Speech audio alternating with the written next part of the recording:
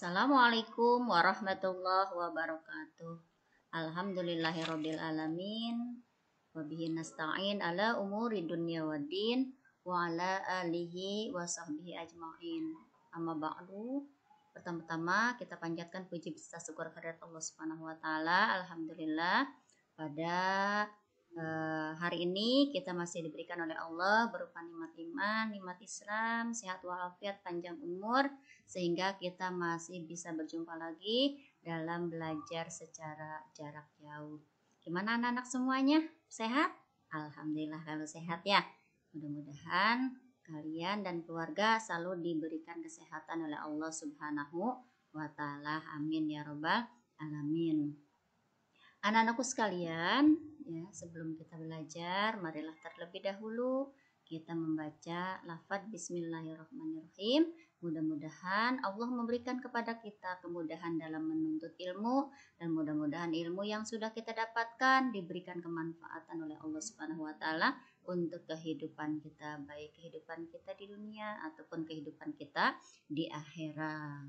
Anak-anakku sekalian, pada pelajaran fikih kali ini Ibu akan menjelaskan bab 3, yaitu binatang halal dan haram ya.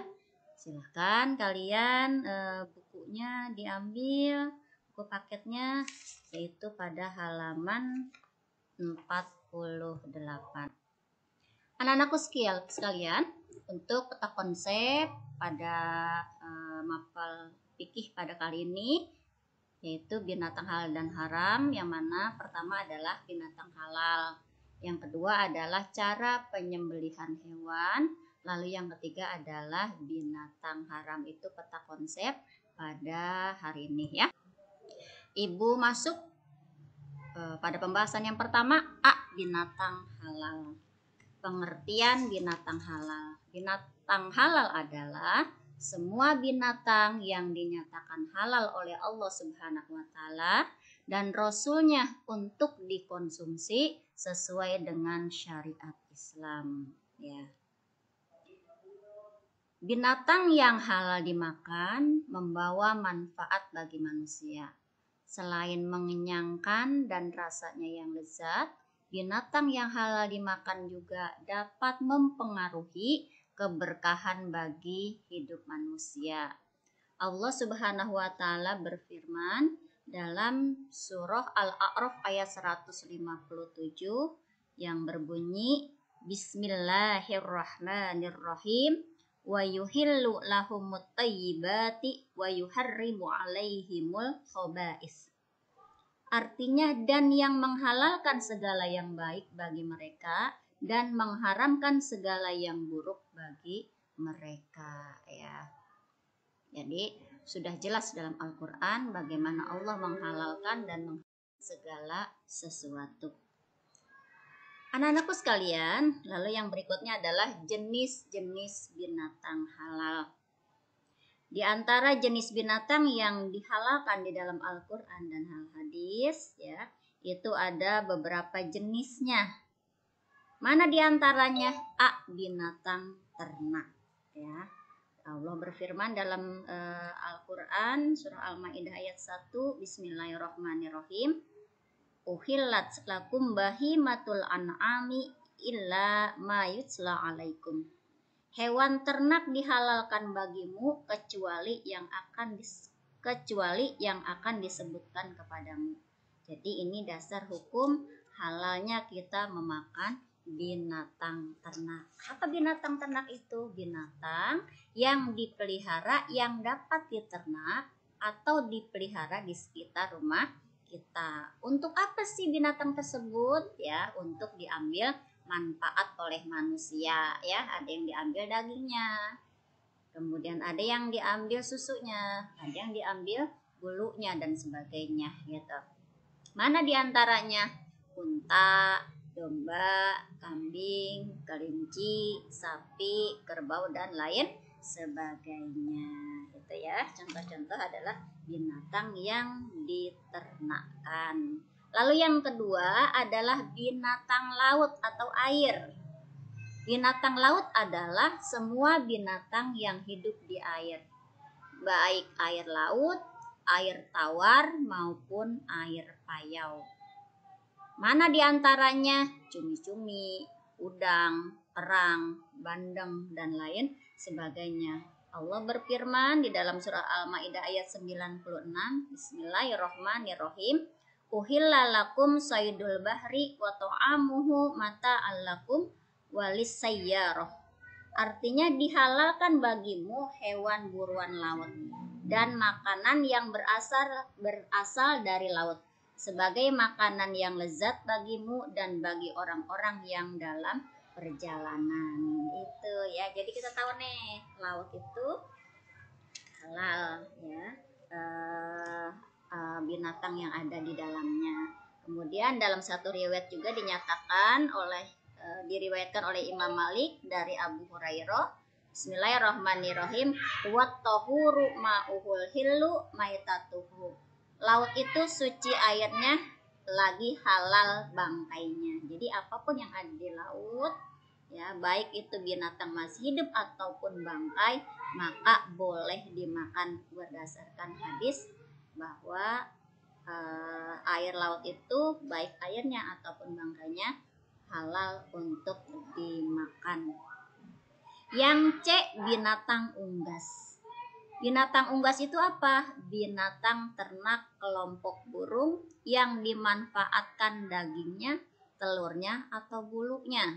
Seperti burung, ayam, bebek, angsa, dan lain sebagainya. Kalau yang senang banget tuh main bulu tangkis ya, itu berasal dari bebek apa entok ya. Itu diambil tuh bulunya, kemudian dijadikan kok ya. Dalam satu ayat dinyatakan dalam surah Al-Maidah ayat 1, Bismillahirrahmanirrahim. Uhillat lakum bahimatul an'ami illa ma yutla alaikum. Hewan ternak dihalalkan bagimu kecuali yang akan disebutkan kepadamu. Jadi unggas itu adalah halal untuk dimakan berdasarkan ayat dalam surah Al-Maidah ayat 1. Lalu yang berikutnya adalah D, bangkai ikan dan belalang. Ya, ada dua jenis bangkai dalam Islam yang boleh dimakan walaupun binatang tersebut tidak disembelih. Ya, nggak perlu dipotong ya, udah otomatis kita makan nggak apa-apa. Apa dua bangkai yang dihalalkan menurut Islam dan boleh dimakan tanpa disembelih? Yaitu bangkai ikan dan belalang. Mana dasar hukumnya? Dalam satu hadis Rasulullah Shallallahu Alaihi Wasallam bersabda, "Uhillat lana maytatan nilhutu wal jarodu." Rawahu Ibnu Majah. Dihalalkan bagi kita dua macam bangkai, yaitu bangkai ikan dan bangkai belalang. Jadi silakan kalian makan, ada belalang nih, ya. Kalian goreng misalnya, kemudian dikasih balado, silakan ya, nggak apa-apa. Itu halal walaupun belalang atau ikan mati. Oke, paham anak-anak sekalian? Ya, insya Allah ya. Ibu lanjut B, cara penyembelihan binatang ya. Binatang macamnya banyak. Kalau kita makan ada yang perlu disembelih, ada pula yang tidak butuh disembelih ya. Penyembelihan pun secara Islam ya, itu diniatkan semata-mata kita menyembelih dengan menyebut nama Allah Subhanahu wa taala. Nah, satu ketentuan menyembelih. Dalam Islam ada atau misalnya ada beberapa hal yang proses yang kita lalui agar kita bisa memakan binatang yang kita konsumsi itu menjadi halal. Caranya di sini ada dua macam ya, penyembelihan binatang dengan cara tradisional dan penyembelihan binatang dengan cara modern. Kita ambil satu-satu dulu ya. A, cara tradisional. Penyembelihan dengan cara tradisional yakni penyembelihan binatang menggunakan tenaga manusia. Jadi masih manual dengan menggunakan alat sederhana seperti pisau atau golok ya. Nah, untuk penyembelihan yang benar menurut syariat Islam adalah sebagai berikut. 1. penyembelih harus orang yang beragama Islam atau ahli kitab. Kemudian sengaja sudah dewasa dan berakal sehat. Ya, dalam surah Al-Maidah ayat 5 Allah berfirman, Bismillahirrahmanirrahim. Wa ta'amul ladzina utul kitaba hillul lakum wa ta'amukum hillul lahum. Maka sembelihan ahli kitab itu halal bagimu dan makananmu halal bagi mereka. Ya, jadi kita dikala menyembelih harus dilihat dulu orang Islam bukan yang menyembelih. Jadi kalau seandainya bukan orang Islam, lihat lagi ahli kitab bukan. Kalau ahli kitab maka sah penyembelihannya. Kemudian dewasa, anak kecil nggak boleh menyembelih binatang ya. Tunggu sampai dewasa. Kemudian orang gila nggak perlu menyembelih binatang. Kalau dia berakal sehat boleh, silahkan ya. Sehingga kita makannya yang menyembelih adalah orang yang berakal sehat. 2. Binatang yang disembelih adalah binatang yang halal. Ya, binatang yang haram meskipun disembelih dengan benar, hukumnya tetap haram apabila dimakan. Jadi yang kita sembelih itu adalah hewan yang halal dimakan. Tadi seperti binatang ternak, binatang yang ada di sekitar kita ya, itu boleh dimakan. Tapi kalaupun ada di sekitar kita tapi seperti kucing, anjing, babi, itu tetap nggak boleh karena binatangnya adalah binatang yang haram. 3. Alat yang digunakan untuk menyembelih binatang harus tajam dan lazim digunakan. Udah bukan menjadi rahasia umum lagi. Biasanya nih ya, kalau kita menyembelih biasanya menggunakan pisau ya. Jadi kalau seandainya selain itu, misalnya contoh dengan pohonnya tajam banget buat menyembelih, tetap nggak bisa ya. Karena apa? Karena yang boleh itu adalah pisau atau golok dan binatang tersebut harus mati dengan alat yang kita punya ya. Itu harus tajam dan lazim digunakan alatnya ya. Lalu yang keempat, tidak diperkenankan menyembelih binatang dengan batu, kuku, gigi, dan tulang meskipun tajam. Misalnya nggak ada pisau nih, waduh gimana nih ya? Di mana naruhnya pisau ya? Kita cariin dulu dah. Walaupun ada batu, kuku kita panjang, gigi kita juga tajam, ya, atau tulang itu tajam, tetap tidak boleh menggunakan alat yang seperti itu, tapi tetap harus adalah pisau atau golok ya. Kemudian kita lanjut, ketika seorang muslim hendak menyembelih binatang, ada beberapa perbuatan sunnah yang harus diperhatikan. Ya, tadi syaratnya seperti ini nih, gitu ya. Sekarang ada sunnahnya, ya, yang harus diperhatikan oleh kita. Apa yang dimaksud perbuatan sunnah di atas adalah perbuatan dalam hal-hal yang diperbolehkan dalam penyembelihan binatang. 1. Memotong 2 urat nadi yang ada di kanan dan kiri leher binatang agar cepat mati. Itu sunnahnya. Supaya nggak tersiksa binatang tersebut ya. Kalau seandainya langsung pada jalan nafas dan makan binatang tersebut langsung kita potong dan binatang tersebut langsung mati ya, maka itu meringankan, tidak ada tidak ada menyakiti binatang ya. 2. Binatang direbahkan pada rusuk sebelah kiri. Sebelah rusuk kirinya dibaringkan gitu ya. Kayak kita misalnya mau kurban, biasa kalian lihat ya di masjid-masjid atau mushola dalam penyembelihan kurban di hari raya Idul Adha. 3. Penyembelih dan binatang yang disembelih menghadap kiblat. Jadi binatangnya sama orang yang menyembelih sama-sama menghadap kiblat. Itu termasuk sunnah jalankan. Lalu yang keempat, membaca basmalah atau doa. Karena kalau kita tidak membaca bismillah otomatis ya, maka sembelihan kita itu tidak sah karena tidak diniatkan karena Allah Subhanahu wa taala gitu. Lalu yang kelima, binatang yang berleher panjang disembelih pada pangkal leher. Ya, contoh kalian punya soang, panjang kan lehernya, ya. Kemudian misalnya ada entog, bebek, jerapah, unta. Nah, itu harus tahu, ya. Menyembelihnya harus di pangkal leher, ya. Supaya apa? Supaya binatang tersebut cepat mati, ya. 6.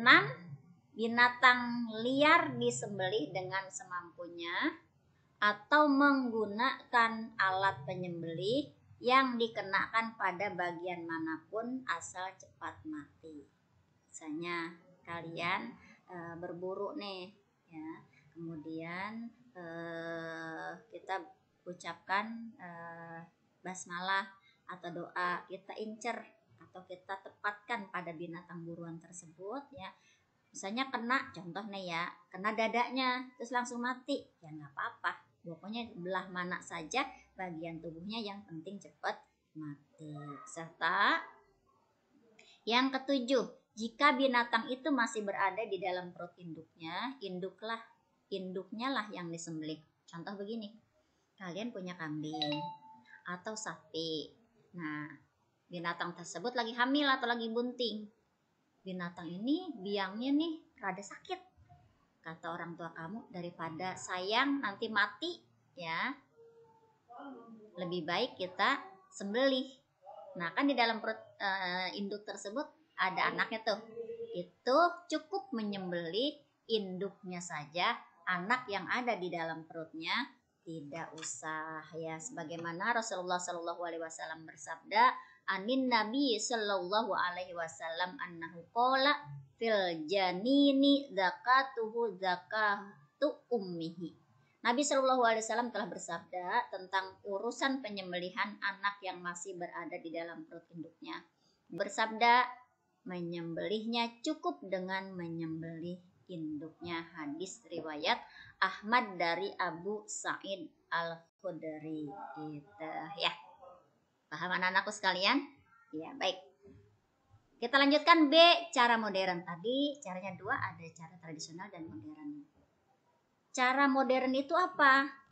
Penyembelihan binatang menggunakan mesin dengan mata pisau yang tajam dengan memenuhi syarat penyembelihan secara syariat Islam, ya, agar penyembelihan binatang tersebut menjadi sah dan dagingnya tetap halal dimakan. Nah, ada syarat-syarat ya tapinya yang harus terpenuhi, ya. Yang pertama, ya, penyembelih adalah orang Islam. Itu orang Islam itu adalah orang yang paling beruntung, ya. Boleh atau dianjurkan adalah orang Islam. 2, binatang yang disembelih binatang halal. Tadi udah Ibu jelaskan, mana binatangnya sapi, kambing, kerbau, itu adalah binatang yang halal, ayam, ya. Lalu yang ketiga, disembelih hingga putus urat lehernya, ya, sehingga kalau seandainya sudah putus urat lehernya, maka binatang itu tidak merasa tersiksa, ya. Lalu yang keempat, alat yang digunakan harus tajam, ya, itu mata pisaunya tajam. Biasanya kalau modern itu, ya, cepat penyembelihannya. Kenapa? Karena mereka sudah diatur waktunya dan mata pisaunya banyak. Dalam jangka waktu 1 menit bisa ratusan ekor hewan bisa tersembelih. Beda dengan yang masih manual, satu-satu kita menggunakan pisau yang biasa, gitu ya. Kemudian hikmah makan binatang halal, ya. Dihalalkan beberapa jenis binatang, kemudian mengandung manfaat yang besar bagi manusia. Mana diantaranya? A. Menyehatkan jasmani dan rohani, ya. Kalau kita makan binatang yang halal, otomatis jasmani kita sehat. Kenapa? Binatang tersebutnya adalah sehat. Rohani kita jadi tenang. Ya, kenapa? Makanan kita makanan yang halal dan yang sehat. B. Menumbuhkan semangat dan gairah kerja. Ya, dengan mengonsumsi binatang yang halal, kemudian jadilah energi buat kita, jadi semangat kita untuk belajar dan bekerja. C. Menambah rasa syukur kita kepada Allah Subhanahu wa taala atas karunia nikmat yang dilimpahkan. Ya, bersyukur, alhamdulillah kita dikasih oleh Allah binatang sebagai asupan protein di dalam tubuh kita. Bersyukur lagi ya, yang penting mah sehat ya. Kita bisa merasakan enaknya daging yang kita konsumsi. D. Menambah kehusyuan dalam beribadah ya. Karena makanannya sehat, otomatis badannya sehat, rohaninya pun sehat, maka dikala kita beribadah semakin khusyuk kepada Allah Subhanahu wa taala. E. Menyelamatkan dari dosa dan azab neraka ya. Kita memakan binatang yang halal berarti kita menyelamatkan diri kita dari perbuatan dosa, dan nanti di akhirat terselamatkan daripada azab neraka. Amin ya robbal alamin. Anak-anakku sekalian ya, ada beberapa hikmah makan binatang yang halal. Apa yang pertama? Meningkatkan iman kepada Allah Subhanahu wa taala. Jadi kita semangat tuh ya. Makanan kita sehat, binatangnya pun bagus, disembelih atas nama Allah. Iman kita meningkat kepada Allah Subhanahu wa taala. Jadi semangat untuk beribadah. B. Sebagai penguji keimanan. Dikala kita bertemu dengan teman kita, misalnya ada teman kita yang suka mengonsumsi makanan yang kurang baik, seperti daging babi atau daging anjing ya. Nah, kemudian kita disodorkan nih, ini ada daging ayam, ini ada daging babi ya. Kalau seandainya kita iman yang nggak kuat ya, maka kita akan memilih mana aja yang dimakan. Tapi karena kita memiliki iman kepada Allah Subhanahu wa taala, akhirnya kita memilih makanan binatang yang halal. Itu adalah sebagai ujian bagi kita, diuji keimanan kita. Nah, ngambil yang bagus apa ngambil yang nggak bagus ya. Binatang yang halal apa yang haram. Jangan patokannya adalah binatang tersebut enak atau tidak enak, tapi adalah halal atau tidak halalnya untuk dikonsumsi. C. Menjaga hati dan akal kita ya. Jadi akal kita itu terjaga, hati kita terjaga dari hal-hal yang sifatnya negatif. Kenapa? Karena konsumsinya adalah binatang yang halal ya. Jadi kita nggak perlu was-was, otak kita itu dikontrol ya dengan memakan makanan yang halal. D. Mendapatkan keberkahan dari makanan yang dimakan. Setiap yang kita makan akan menjadi kekuatan kita untuk beribadah kepada Allah Subhanahu wa taala. Yang kita makan diawali dengan ucapan bismillah, maka di setiap makanan tersebut akan menjadi darah daging dan akan menjadi keberkahan dalam kehidupan kita. Setelah makan kita ucapkan alhamdulillah. Itu jadilah keberkahan yang ada di dalam kita. Anak-anakku sekalian, Ibu lanjutkan, yaitu binatang yang diharamkan menurut Al-Quran ya. Ada beberapa contoh binatang yang haram, kalian mungkin pernah melihat ya, yang ada di sekitar kalian. Misalnya contoh, ada tiger ya, ada babi, kemudian ada burung elang, tikus ya, kemudian krokodil, kemudian ada snake ya. Itu adalah contoh binatang-binatang yang haram, maaf ya. Nah, di sini Allah menggariskan ada binatang yang haram dagingnya untuk dikonsumsi oleh manusia. Mana di antaranya binatang yang diharamkan menurut Al-Quran? Yang pertama adalah bangkai. ya, yang mana bangkai itu tidak boleh dimakan. Kenapa? Binatang tersebut adalah binatang yang mati, tidak disembelih atas nama Allah Subhanahu wa taala, sebagaimana di dalam surah Al-Maidah ayat 3, Bismillahirrahmanirrahim. Hurrimat alaikumul maitatu waddamu walahmul khinziri wa ma uhilla li ghairillahi bihi wal munkhaniqatu wal mauqudatu wal mutaraddiyatu wan natihatu wa ma akalas sabu illa ma zakaitum wa ma dubiha alan nusubi. Artinya diharamkan bagimu makan bangkai, darah, daging babi dan daging binatang yang disembelih tidak menyebut nama Allah, yang mati tercekik, yang mati terpukul, yang mati terjatuh, yang mati ditanduk binatang lain, yang mati diterkam binatang buas, dan binatang yang disembelih untuk berhala. Itu ya. Jadi kita tahu tuh ya, bangkai itu tidak boleh dimakan berdasarkan surah Al-Maidah ayat 3. B. Darah binatang dan darah manusia. Ya, ada orang suka dikala penyembelihan binatang ditadangin tuh pakai baskom misalnya darah ya, kemudian dikentalkan jadilah marus. Marus itu tidak boleh dimakan anak-anakku sekalian ya, itu haram ya, walaupun kata orang-orang ya bentuknya sama seperti ati, tapi itu nggak boleh dimakan, namanya marus. Darah manusia pun demikian, haram dimakan. C. Daging babi. Di pembahasan bab 1 Ibu sudah jelaskan babi itu mengandung cacing yang berbahaya yang susah dimusnahkan, yaitu cacing pita. Maka Allah itu sangat memperhatikan ya makhluknya, sehingga hal-hal yang negatif tidak boleh dikonsumsi demi kemaslahatan manusia. D. Binatang yang disembelih tidak karena Allah.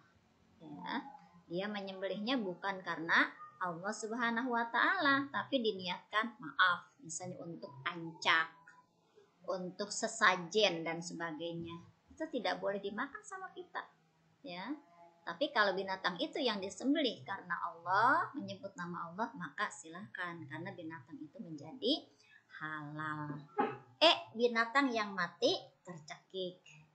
Ibu kasih contoh begini. Kalian disuruh mengembala kambing. Kalian takut kambing itu lari kemana saja, akhirnya dipakein tambang. Ya, kalian cangcang dengan tambang.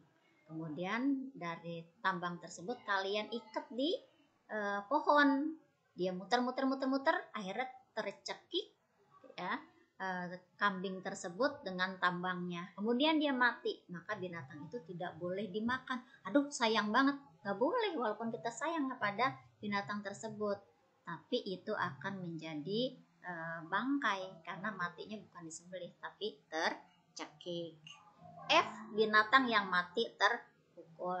Kita iseng bawa tongkat misalnya, kita gebuk-gebuk tuh binatang kita, mati, klepek-klepek. Nah, maka itu pun tidak boleh dimakan karena mati terpukul.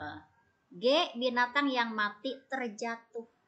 Ya, kalian ngangon binatang kalian atau mengembala binatang kalian dengan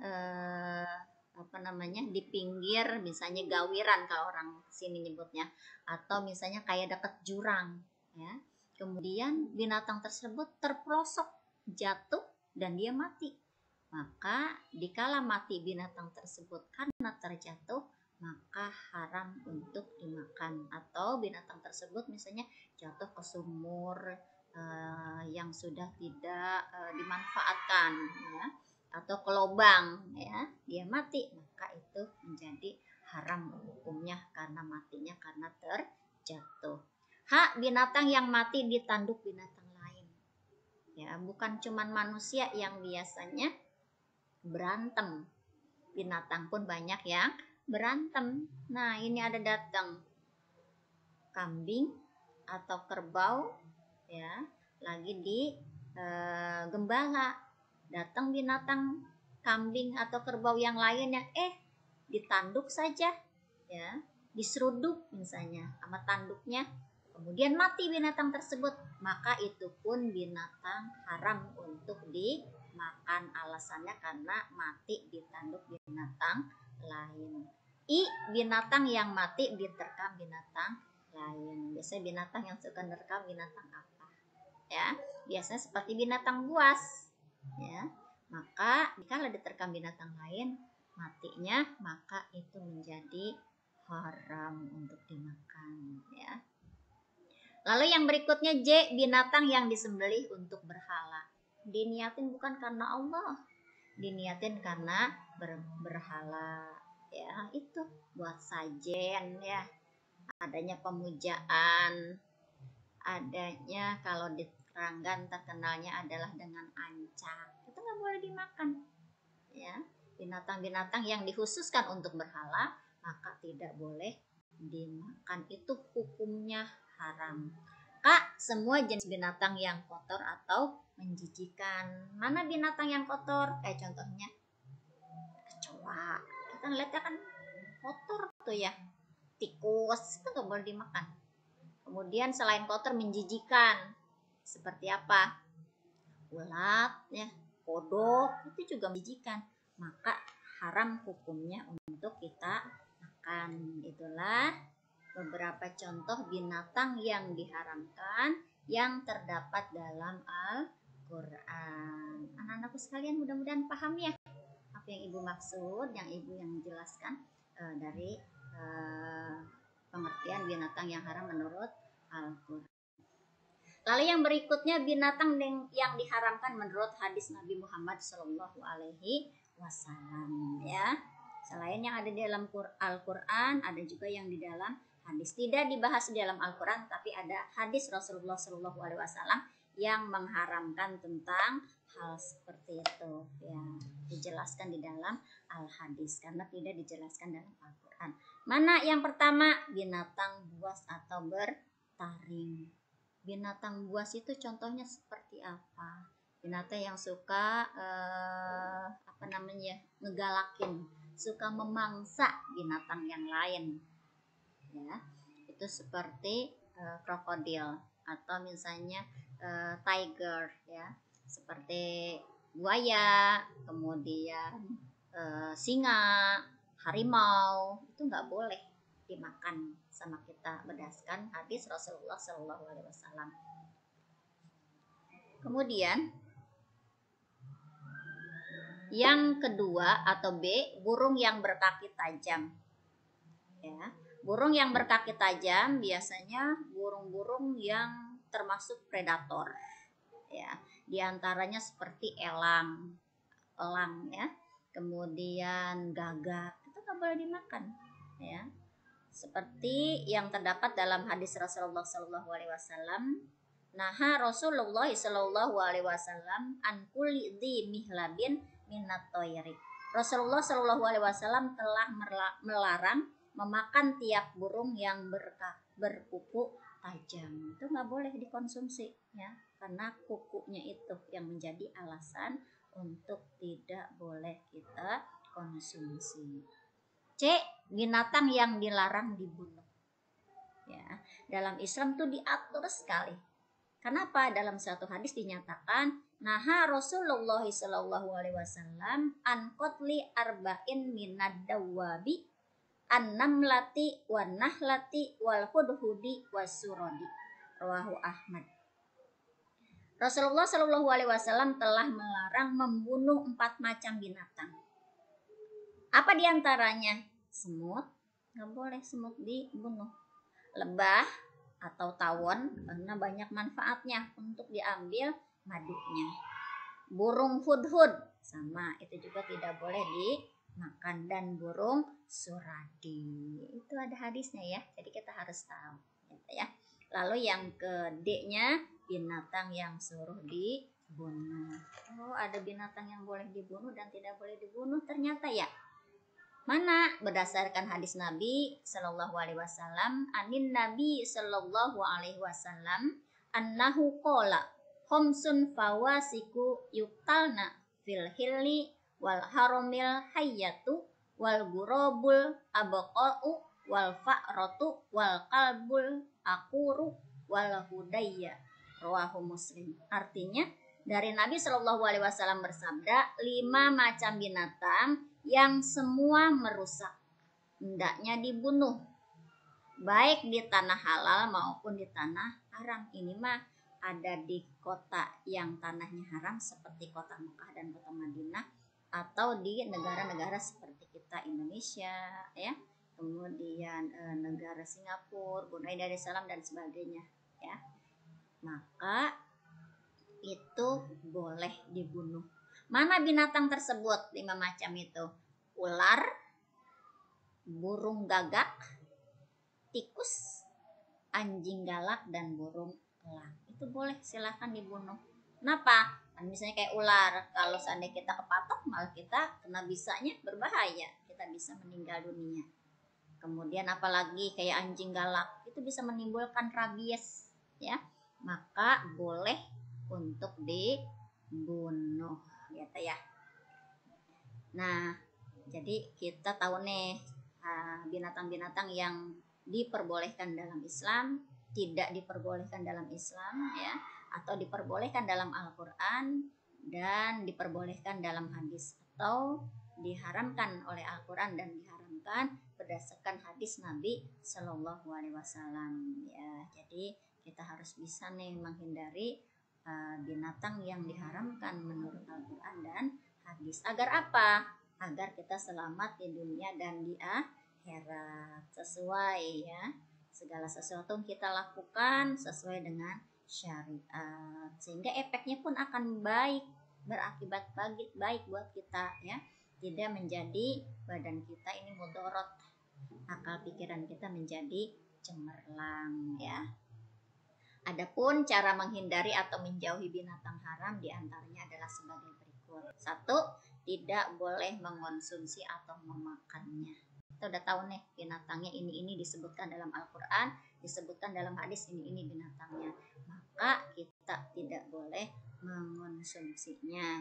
2. Tolaklah dengan bahasa yang halus agar tidak menyakiti pemberi apabila diberi makanan dari binatang yang haram. Contoh, kita punya tetangga, ya, kemudian dia ngebawain daging, kita tanya, maaf ibu, daging apa ya? Kata ibu itu, oh daging babi. Nah, dengan bahasa yang bagus kita tolak, maaf ibu, kita orang Islam tidak memakan binatang atau daging yang seperti itu, maaf ya bu, gitu kan bisa. Jangan kita marah-marah, ya, tapi menghargainya adalah dengan alasan yang sopan, atau menolaknya dengan alasan dengan kata-kata yang sopan. 3. Meskipun harga dibilang murah, usahakan tidak membeli makanan dari binatang yang diharamkan Allah dan Rasulnya.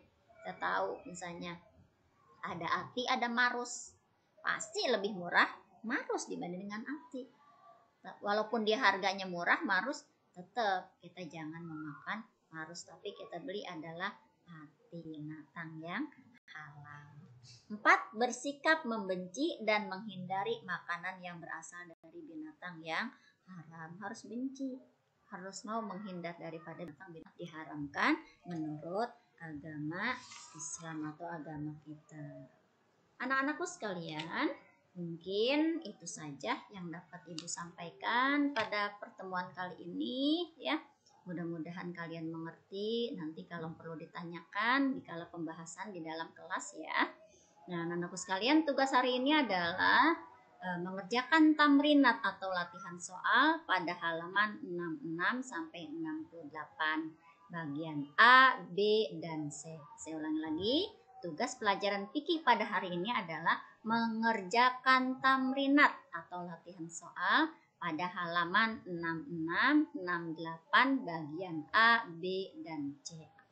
Anak-anakku sekalian, mungkin itu saja yang sampaikan, ya. Tetap semangat, jangan sampai kalian males-malesan walaupun belajarnya dari rumah, ya. Mudah-mudahan Allah selalu memberikan kepada kita dan keluarga kita kesehatan, panjang umur, barokah milik rizki, sehingga kita bisa memakan makanan yang halal dan yang bermanfaat bagi tubuh kita. Kurang lebihnya Ibu mohon maaf. Sampai berjumpa lagi pada pelajaran-pelajaran yang akan datang.